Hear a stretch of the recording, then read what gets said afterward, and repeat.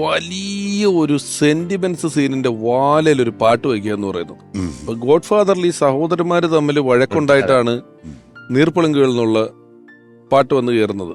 അങ്ങനെ ഒരുപാട് സിനിമകളിൽ നമ്മുടെ ഹിറ്റ്ലറിലുണ്ട്, എല്ലാ പടത്തിലും തന്നെ ഉണ്ട്. കണ്ണീർ കായലുണ്ട്, ഫ്രണ്ട്സിൽ കടൽ കാറ്റിൻ നെഞ്ചിൽ എന്ന് പറയുന്ന പാട്ടുണ്ട്.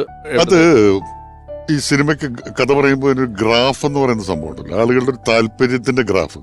അതിങ്ങനെ കഥ തുടങ്ങി ആളുകൾ ഇങ്ങനെ അടുത്ത എന്താണെന്ന് അറിയാനുള്ള ഒരു ക്യൂരിയോസിറ്റി ഇങ്ങനെ അത് ബിൽഡ് ചെയ്യുമ്പോൾ അനുസരിച്ചിട്ട് ഈ പടം ഇങ്ങനെ കയറിക്കൊണ്ടിരിക്കും. പക്ഷെ ഇത് അങ്ങനെ അങ്ങോട്ട് കയറ്റി വിട്ട് കഴിഞ്ഞാൽ ഇത് പോയി ഉത്തരത്തെ തലയിടിച്ച് ചത്തുപോകും.